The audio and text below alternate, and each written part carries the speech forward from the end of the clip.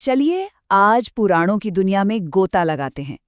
ये सिर्फ कुछ पुरानी कहानियां नहीं हैं, बल्कि ये प्राचीन भारत के ज्ञान का एक ऐसा विशाल ब्रह्मांड है जिसे आज भी समझना बहुत जरूरी है। जरा सोचिए, एक ऐसी लाइब्रेरी के बारे में जिसमें सिर्फ राजाओं का इतिहास नहीं, बल्कि सृष्टि की शुरुआत कैसे हुई, वो खत्म कैसे होगी और फिर से कैसे बनेगी, इस पूरी प्रक्रिया को लिखने की कोशिश की गई हो। पुराणों का लक्ष्य कुछ इतना ही बड़ा था। तो सवाल ये है कि ये ग्रंथ आखिर हैं क्या?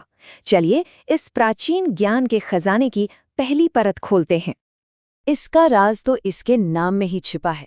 पुराण इस शब्द का मतलब ही है प्राचीन।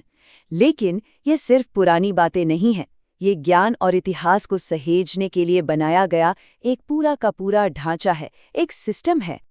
और एक बहुत ही कमाल की बात, पुराणों को पांचवा वेद भी कहा जाता है। अब ऐसा क्यों? क्योंकि जो वेदों का गहरा ज्ञान था वह अक्सर बहुत जटिल होता था और सिर्फ कुछ ही लोगों की समझ में आता था। पुराणों का मकसद ही यही था कि उस ज्ञान को कहानियों और किस्सों के जरिए आम लोगों तक पहुंचाया जा सके। लेकिन इतने सारे ज्ञान को, इतने विशाल ज्ञान को अरेंज कैसे किया गया? हैरानी की बात है कि इसका एक बहुत ही साफ सुथरा ढांचा है जो 5 मूल विषयों पर आधारित है। देखिए, किसी भी ग्रंथ को पुराण का दर्जा तभी मिलता है जब उसमें ये 5 विषय यानी पंच लक्षण शामिल हों। पहला है सर्ग, मतलब ये ब्रह्मांड बना कैसे। फिर प्रतिसर्ग, यानी इसका विनाश और फिर से बनने का साइकिल।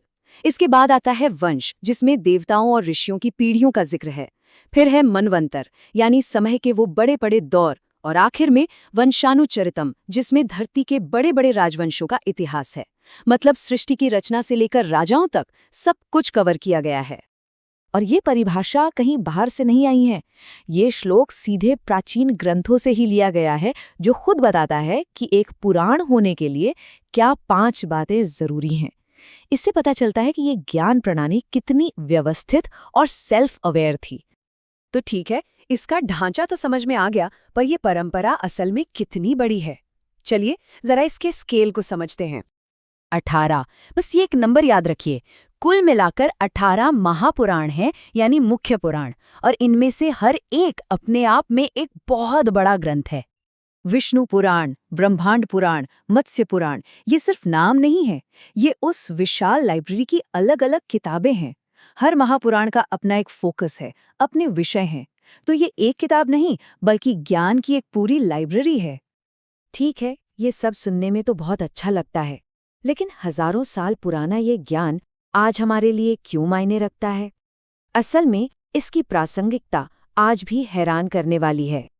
पुराणों की अहमियत समझने के लिए हमें ये देखना होगा कि सिर्फ धर्म की किताबें नहीं हैं, ये एक पूरी सभ्यता के एनसाइक्लोपीडिया हैं, जिनमें इतिहास, भूगोल, दर्शन सब कुछ है।